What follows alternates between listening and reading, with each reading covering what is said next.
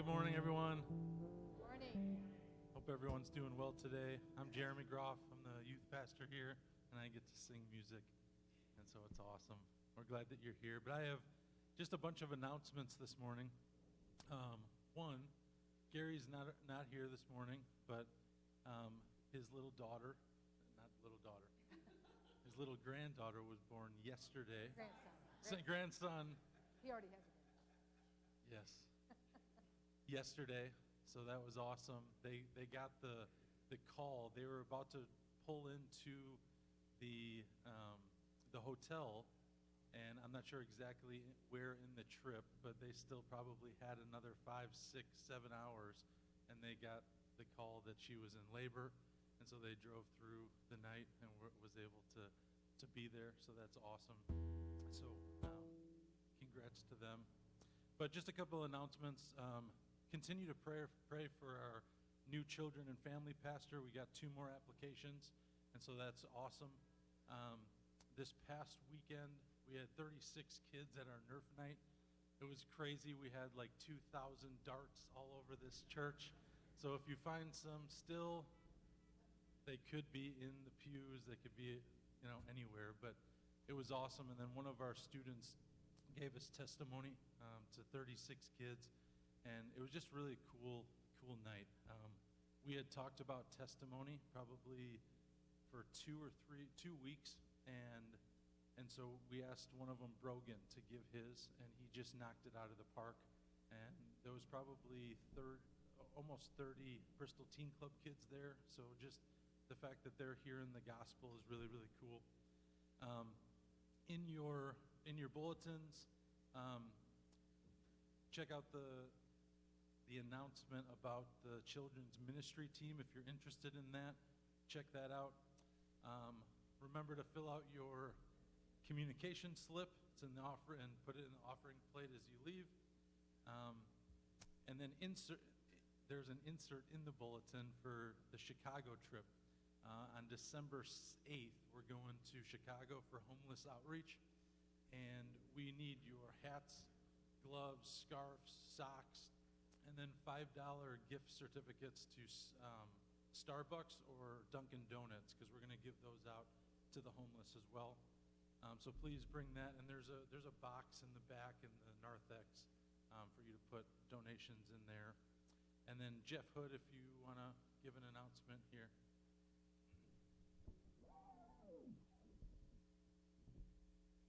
Good morning. So December 8th is going to be a little bit of a busy day between the youth going to Chicago, and then we're going to be trying something a little new here this year.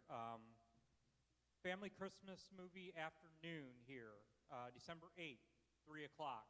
We're going to basically just open this up to the community. What we're going to do is out in the Family Life Center, we'll have a couple tables set up on each side. The whole center will be open. We're going to ask kids just come be comfortable in their pajamas, bring their blanket, kick back, and we're going to watch some Christmas movies. Just as a fun little community outreach that we're also going to be using as a fundraiser for our men's retreat that will be coming up in February. So basically, what we need is we need cookies. We're going to basically be selling cookies as part of this fundraiser. I know everybody's going to be in the mood of baking Christmas cookies by then. If anybody by chance has a great recipe for Buckeye balls with Rice Krispies, those will go to me personally. But yeah, whatever you can bring for Christmas cookies. I would like to have a couple people maybe willing to help in the kitchen. We're going to be just selling a light meal, just some hot dogs, bags of chips, bottles of water, things like that. A couple other things that would be nice to have. A little bit of help in crowd control. We know we're going to have a lot of kids, hopefully. Some people just to be surrogate grandparents to kids. One other thing I would like to be able to offer with this being a community outreach is if we could even get a few people that would be willing to man a prayer room in case people would need prayer. Hopefully we'll be having some people in here that may be looking for God and so close to that great of a season. It would be great to have that as an option for people. But if you have any questions, please let me know. There will be a sign-up sheet out there for next week. Like I said, it's December 8th. Cookies, and just come have a good time. Bring your kids, bring your grandkids, and we'll all have a fun day. Thank you. Cool. We have a call to worship video for you.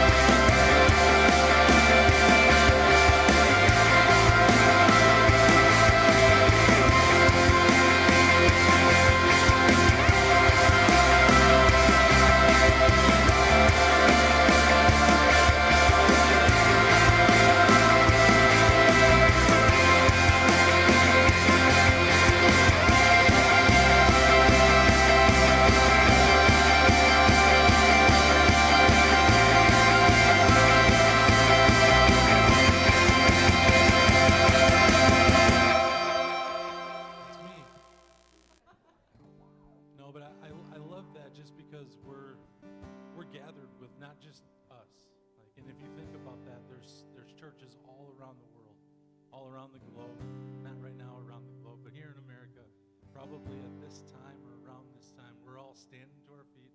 So if we would stand, and we're all singing to Jesus because of what he's done for us. And that's cool, the fact that we get to do that, not only with us, but all around the world. So let's sing and praise.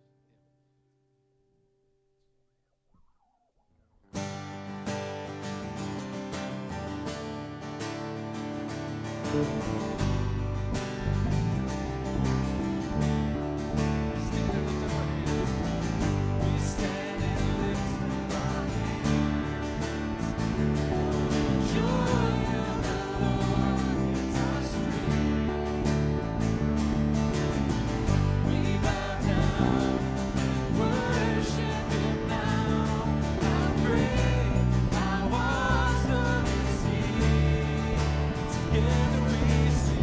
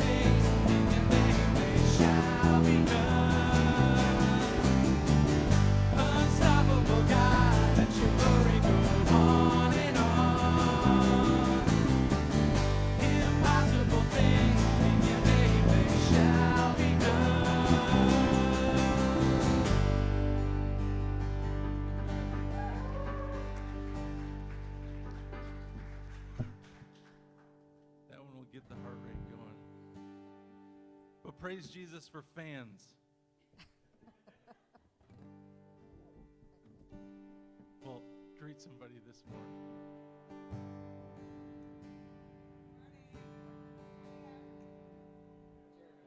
The entire time I was playing, this wooden block has fallen and landed on the screen and is like stopping that.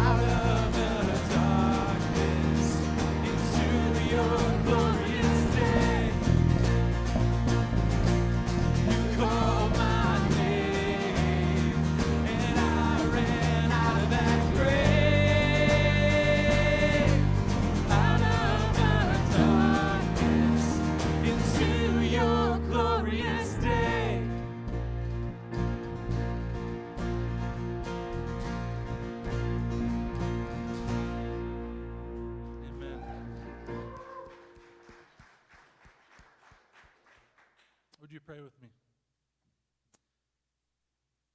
God, this morning, God, we just invite Larry this morning, and God, we just ask that you would just fill him in Jesus' name. God, just coming to a congregation, God, that he might not know, everyone here.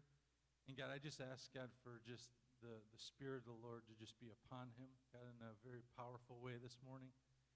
God, that we would position our hearts and our minds in such a way where we would listen and we would say, God, what do you want to speak to me concerning just this week? God, we just ask for your presence. God, we just ask for a hunger in this place. God, to just hear your word. God, be transformed by it. And then, God, put it into action. It's in Jesus' name we pray. Amen. I just want to introduce Larry Smith. Larry and Gary did ministry in Grant County, and so let's give him a Bristol United Methodist welcome.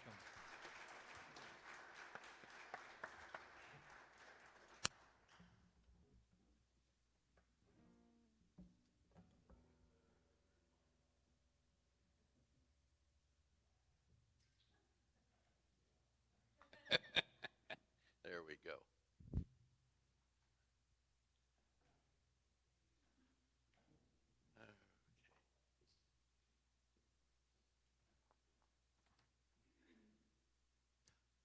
I want to share a passage of Scripture with you.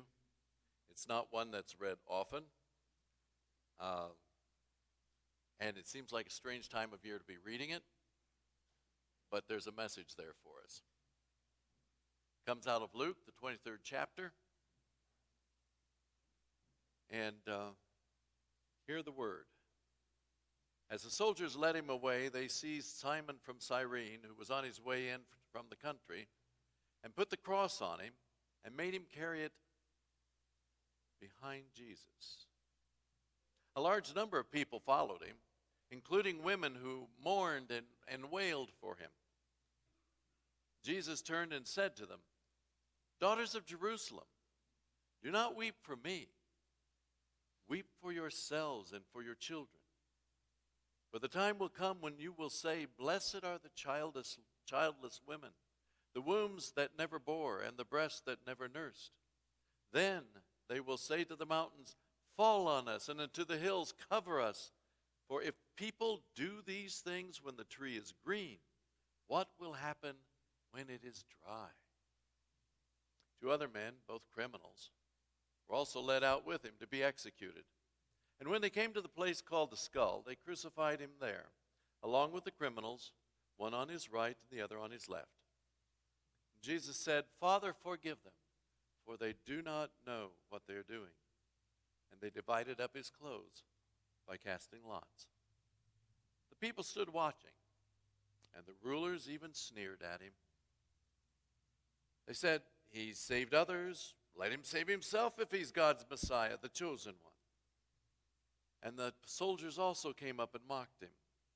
They offered him wine vinegar and said, "If you are the king of the Jews, save yourself." And there was a written notice above him which read, "This is the King of the Jews." One of the criminals who hung there hurled insults at him. "Aren't you the Messiah? Save yourself and us."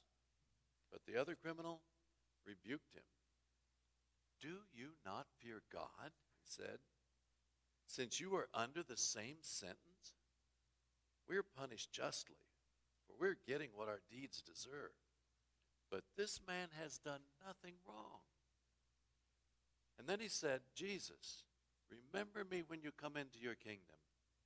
Jesus answered him, "Truly I tell you, today you will be with me in paradise." May God add his blessing to the reading of his holy word.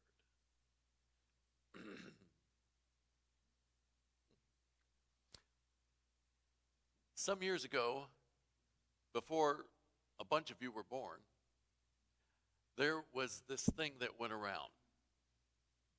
And this thing had to do with 4 letters of the alphabet. Now, you've grown up with all kinds of alphabetic uses of letters that older folks don't even understand or comprehend. But back then, these 4 letters had significance that even old people understood. WWJD, what would Jesus do? And if you remember something about that, you'll find that, well, it showed up everywhere, didn't it?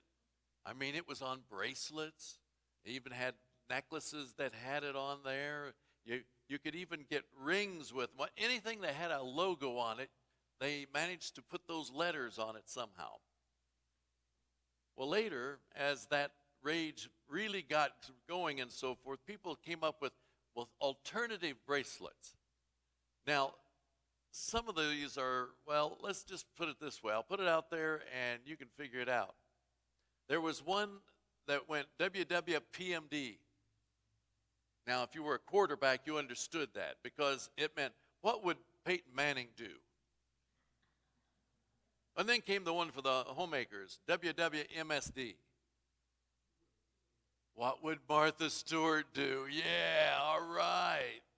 And then came the one, oh, now this was for liberal art grads, okay? DYW FWT. Do you want fries with that? Now, of course, the teenagers, you guys made it simple back then, okay? 1 letter, that's all it took. It was a W. Whatever. Or what's up? Well, there was even one for old folks, okay? But the problem with this one was it had so many letters to it that old people had trouble trying to remember them all. It went along these lines. NWD, IPO, TB. Why did I put on this bracelet? Christians in the first century, if they'd worn a bracelet, it would have probably had something like this on it. WDJDC. Why did Jesus die on the cross? And that was a question they struggled with. I mean, how could Messiah be put to death? Our text today seems sort of strange for this time of year. I mean, after all, Thursday's going to be Thanksgiving, right? And then next Sunday starts Advent, and that's the whole new beginning of the year in the church. And yet here our gospel focuses on Jesus on the cross. And that's because it's the last Sunday of the Christian year. You see, on this day, we celebrate the meaning of Christ's journey with us. Now, that journey, by the way, began last Advent. And then we were celebrating his birth at Christmas.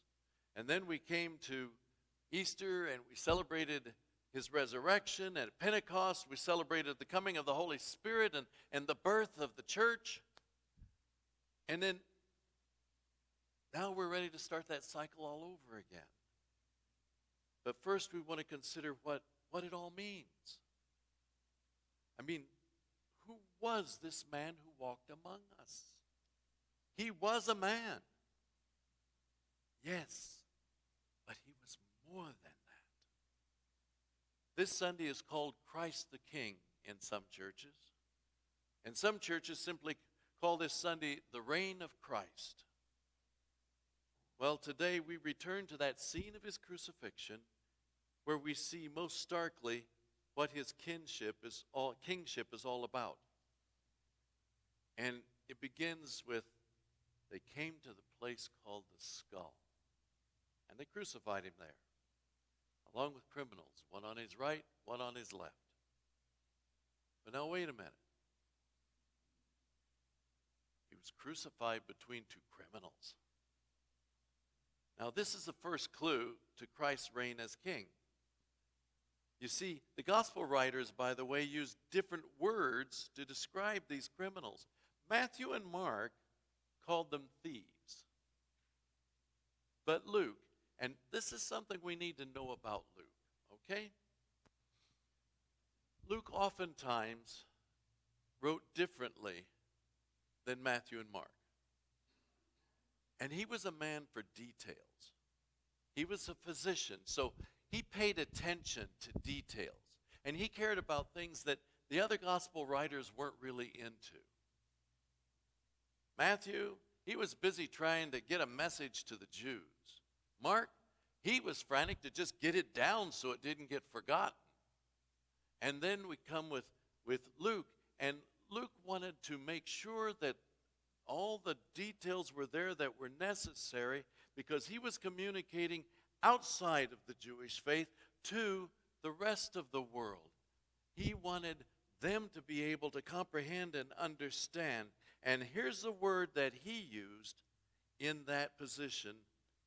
Members of the criminal class. By the way, this is a definition of that word. Members of the criminal class, professional criminals, members of the underworld. In other words, these two guys, they weren't just common thieves. They were hoods. They were thugs. Perhaps even cutthroat killers. They were anything but saints. Now, some people are horrified that the Son of God would die in the presence of these men. But I would say that it's the most appropriate thing in the world. You see, these criminals were the people that Jesus came to save. On one occasion, he declared, "I have come to seek and save that which was lost." We find that in the 19th chapter of Luke. And then on another occasion, "The well have no need for a physician, but those who are sick." Now, Mark was the one who recorded that expression from Christ. You see, these are the people that Jesus gave his life for. And we need to remember that. Jesus didn't come just to benefit good people. He came to benefit those who had difficulty being good.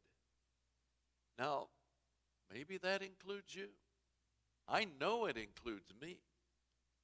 And I need to remind myself of that every time I'm tempted to look down on another person. You see, Jesus wouldn't look down on them. He'd be looking at them as a brother or as a sister who needs help. Now, some of you may remember the well-known British actor Michael Caine. He wrote a book several years ago in which he described how he fought his way out of a poor South London neighborhood to go on to become an actor of renown. And back in the 60s and 70s, he was a major star in Great Britain and here in the U.S. too. And on a visit back to London, Caine was saddened by the news that his younger brother Stanley hadn't been heard from for months. And he began a search. And he went to Stanley's old friends looking for him and couldn't come up with any information about his whereabouts. And so he really lost any ability to find him. Well, it wasn't too long afterwards when Michael went to a local furniture store and he was buying a new sofa. And getting this brand new luxurious sofa, it was brought out by a couple of workmen. And they were in dirty, shabby clothes. And Caine recognized one of them as his brother Stanley. Stanley had fallen on hard times. Michael took his brother home and helped him get back on his feet. You see, that's what you do for a brother or sister that you love. You help them get back on their feet. Friends, that's the way Jesus regards everyone on earth, as a brother and as a sister. And if one of these brothers or sisters has fallen on hard times, it's not in Jesus' nature to judge them. Rather, it's his nature to reach out a hand to them, to save them, to help them. For he said, "For God did not send his Son into the world to condemn the world, but to save the world through him." Now, that should sound fairly familiar, but you see, it's the verse that follows 3:16 in John 3:17. Oftentimes we get to there and we just stop reading, but it's what follows that makes it really complete. And that's what he expects out of us. Those that are called by his name. We're not here to judge our brothers and sisters who've fallen on hard times, whatever the cause. Our calling is simply to reach out a helping hand to help them get back on their feet. And we don't wait until they deserve our help. You see, Christ didn't wait until we were worth saving. Paul put it this way: God shows his love for us in that while we were yet sinners, Christ died for us. He recorded that in Romans 5. But what does our text say first of all about this man Jesus? What kind of king was he? When they came to the place called the Skull, they crucified him there. But look what it says next. Jesus said, "Father, forgive them, for they do not know what they are doing." Who was Jesus asking forgiveness for? It was, of course, for those who put him on the cross. He was, for example, praying for the soldiers who had cruelly tortured him and crucified him and who were there gambling for his clothes. Even as he hung on the cross, the soldiers mocked him. "If you're the king of the Jews, save yourself." He was also praying for the crowd that was there and those that derided him, who taunted him with, "See, he saved others. Let him save himself if he's God's Messiah, the chosen one." And then there were the religious leaders who, by their own jealousy and spiritual blindness, instigated his very crucifixion. Pilate, finding no fault in Jesus, wanted to let him go. But it was the religious authorities who were there leading the crowds in chants of "Crucify him, crucify him." But there were others for whom Jesus was praying. After all, he could have spoken those words silently. It was a prayer. I mean, God would have heard a whisper. But he chose to say these words and pray them aloud, loud enough for others to hear and to record his words. Jesus had a wider audience in mind when he prayed, "Father, forgive them, for they know not what they do." I believe he was praying for everyone in history who has ever acted cruelly, who's ever lashed out in anger, who has ever caused someone else pain. What is there in the human heart that causes us to lash out in hatred and violence, even within our own household? Why do husbands and wives abuse each other? Why do parents slap and scold and belittle their own precious little children? What is it in the human heart that causes us to act with such cruelty? Why has every generation in history demonstrated time and time again man's inhumanity to man? Why did Hitler have to exterminate 6 million Jews before the rest of the world rallied to stop him? Why did Germany, an allegedly Christian nation, allow the Nazis to come to power in the first place? For that matter, in our own country, why were Native Americans forced to march across our land in the infamous Trail of Tears? Why did the evils of cruel slavery in the South require a senseless slaughter of innocent young men on the North and the South in our nation's most costly war before slavery was made illegal? I mean, why did 4 little African-American children, why were they slaughtered in the church bombing in 1963 in Birmingham, Alabama? Why have innocent people been persecuted even in modern times because of their color, their gender, their sexual orientation? Whatever the cause, we find reasons to persecute people. And it doesn't matter what your age is, does it? It starts when we're small. And we seem to do it so well. The part that gets me is, have you ever watched young children play? Have you noticed how they act out the very things that they see adults do? But they don't do it with the facade that the adults manage to have. They just do it blatantly. No masks, just do it.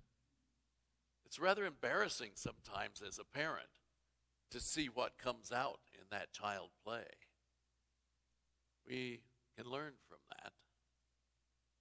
So it's one of those things that it seems to be, well,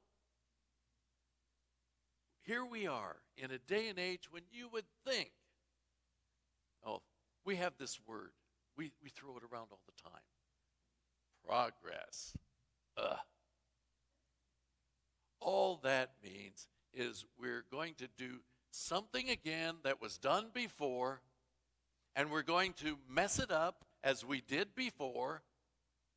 We are so bad at knowing our history that we seem to be guaranteed to repeat it.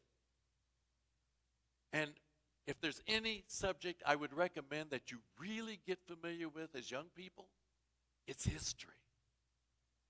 History. I know there are dates. Well, forget the dates. It's the interactions of the people that you need to learn in history. It's the decisions that were made that were bad news in history, because we're going to do it again. And the thing that happens is, and we're at that point again, I'm sorry, but it's true. With every generation past a war, we forget the hell that war is. And so we're more willing to repeat it. And it takes no time at all before we're ready to go do it again. It's so frustrating and so sad. For those of us who live long enough, we see it happening. And for some reason, we can't seem to help keep it from happening again. You know, we live in a day now where in our public schools, yeah, we're going to be putting armed guards in them. They are in some places already. It has to do with the heart, guys. It has to do with the heart. And bullying, I've managed to live 73 years, and I've known bullying all my life. Sometimes as a kid, sometimes as an adult. We just changed the name, and we call it business. Okay? You know that. Oh, it's just business. Yeah. Anyway, moving on. There's something wrong in the human heart. That's the bottom line. Terribly wrong in the human heart. And it wasn't just in the heart of the Romans or the religious authorities or the crowds or the Nazis or the white supremacists or the school bullies. There's something wrong in the heart of every person who ever lived on earth. Any of us, given the right conditions, are capable of unspeakable wrongdoing. Any of us, given the right circumstances, might well have been in that crowd yelling, "Crucify him! Crucify him! Crucify him!"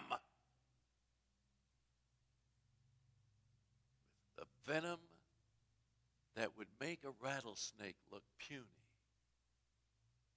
You see, if we feel that our religion is threatened, our rights are threatened, our economic well-being is threatened, our personal self-image is threatened.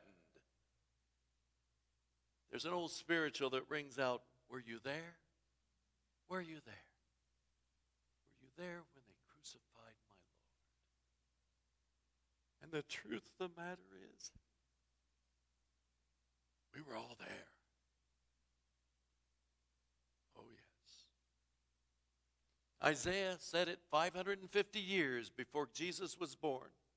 He was wounded for our transgressions. He was bruised for our iniquities. The chastisement of our peace is upon him, and with his stripes we are healed. Who was Jesus praying for when he prayed? "Father, forgive them, for they do not know what they are doing." He was praying for all of us. All have sinned and fallen short of his glory, said Paul to the Christians in Rome. And that's the second thing that this text tells us about the reign of Christ. He forgave his enemies. And he, of course, is simply living out what he taught. You have heard it said, love your enemy, love your neighbor and hate your enemy. But I tell you, love your enemies and pray for those who persecute you, that you may be children of your Father in heaven. Matthew recorded that. And then Jesus went on to say what he did on the cross. Now, to finish things up here, you see, they divided up his clothes, gambling for them, of course. You know, like we do for sports in Indiana now. I'm sorry, that just snuck in. I remember when the first lottery was legal in Indiana. Okay? There was a filling station just around the corner. Always gassed up there, it was handy. Across the street from the filling station was a great big block of subsidized housing. As soon as the lottery was legal in Indiana, I would stand in line to pay for my gas as the folks came across the street at the first of the month.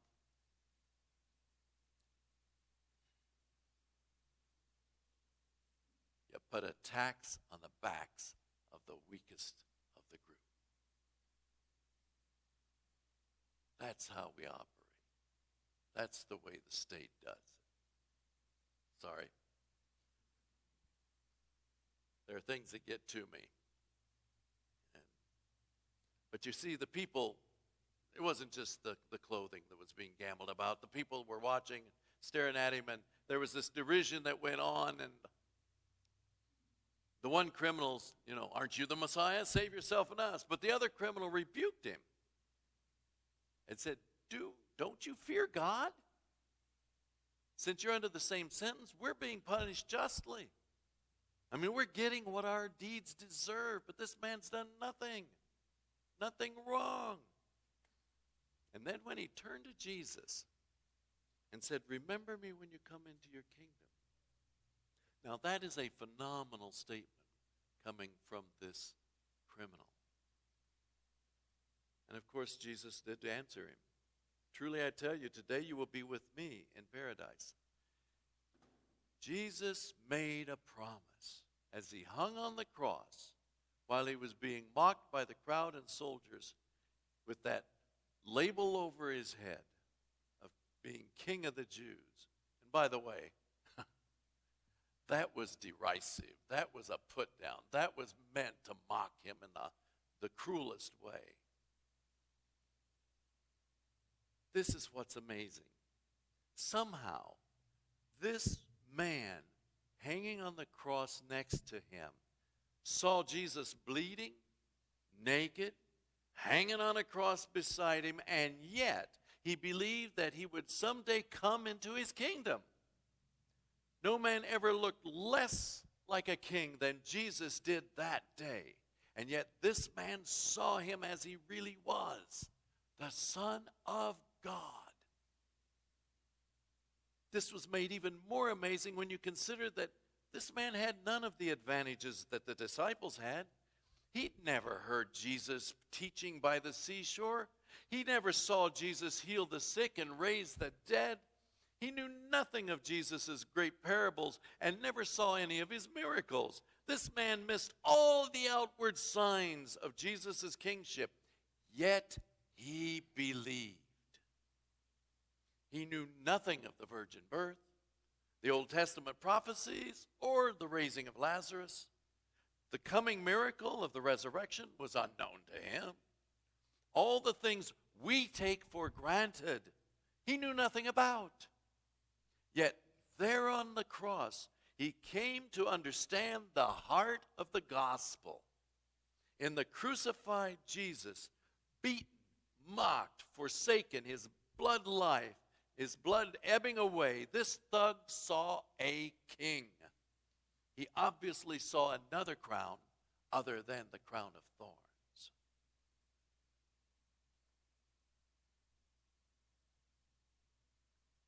That criminal said, Jesus, remember me when you come into your kingdom.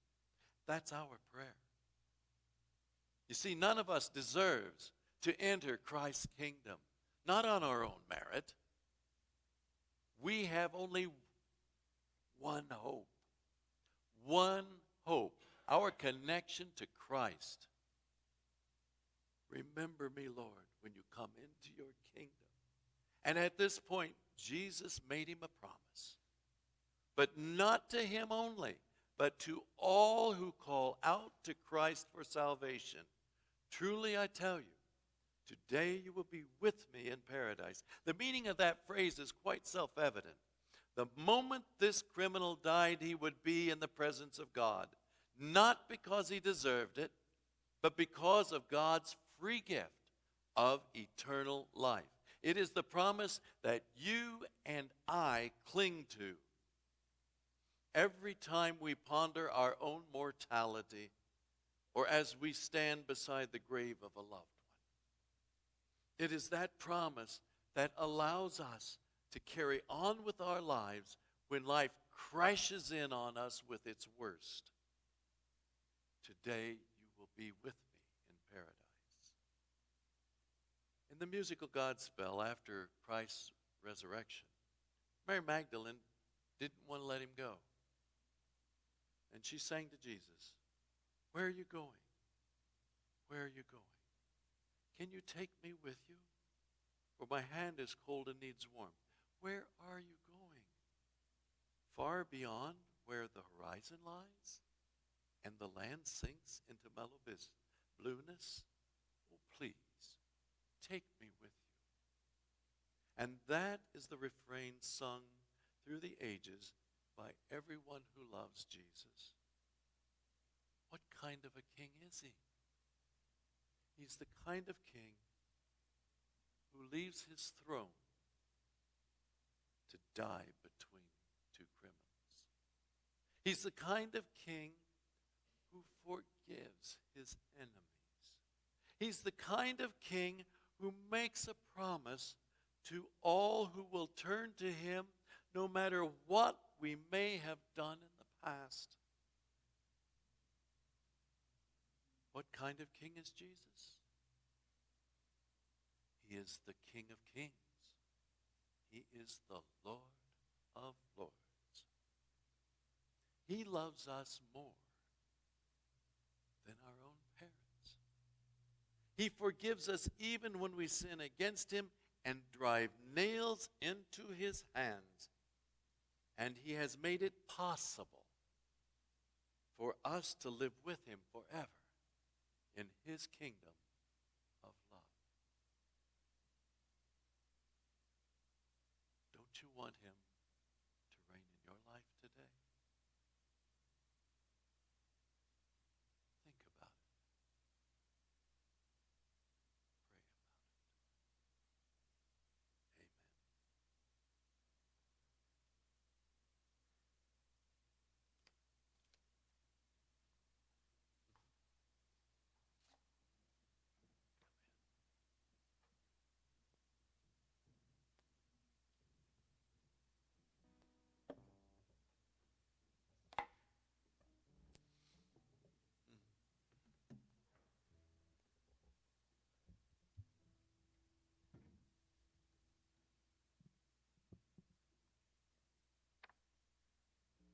Pray about it.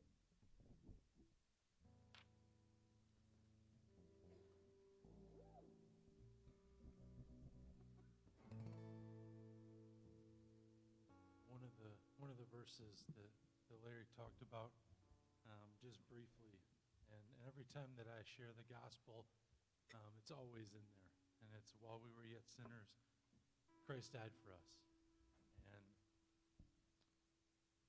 and I always say it the same way every single time. It's almost like just a repeat that always comes out of my mouth. And in our worst place in our lives, and the weight of our sin, and all of the things that Larry was talking about, just concerning all the stuff that we see around us in the world and all the devastation that we have seen in history, something that I wrote down is the more that I understand the depth of my own depravity and the more of my sin, the more my response is going to be.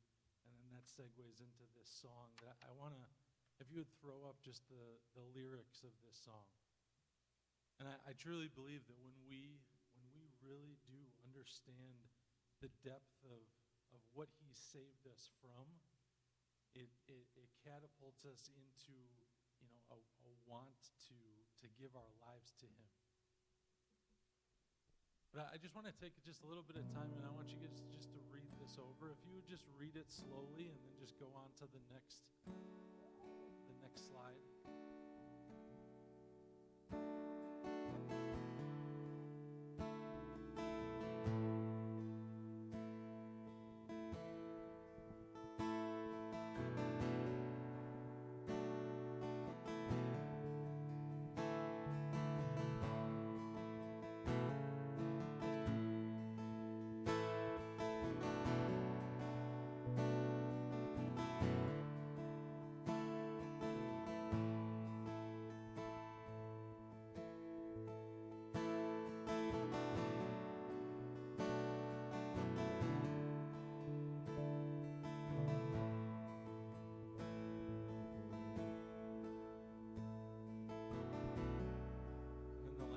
Last bridge of the song just says, all I want is you, nothing else, nothing else.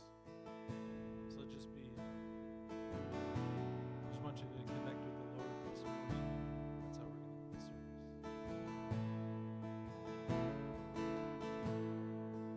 Caught up in your presence,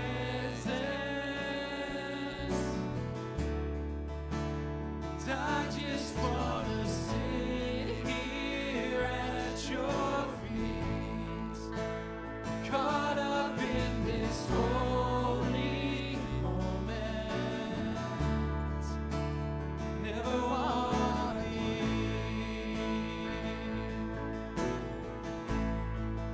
Oh, I'm not here for blessings, Jesus, you don't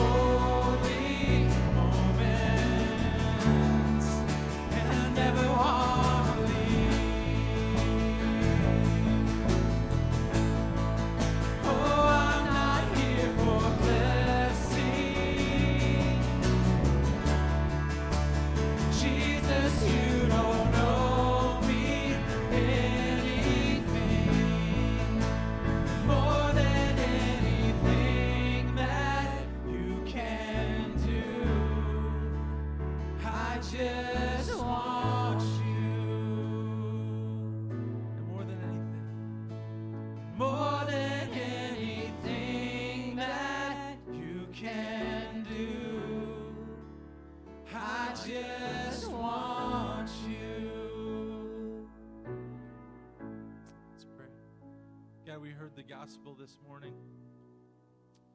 God, you don't owe us anything, God. You came to die, God, so that we can have life.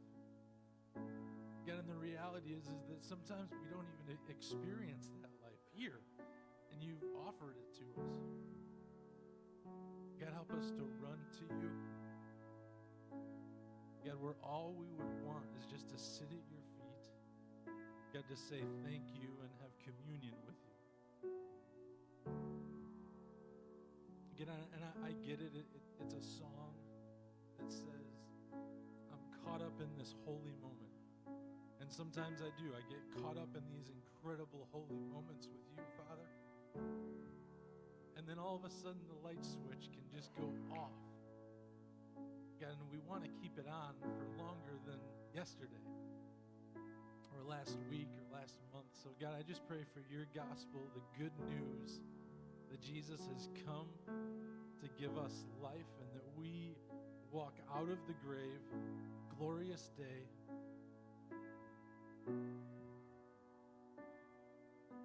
God, I pray for the gospel to become real to us again this week. This is a new week.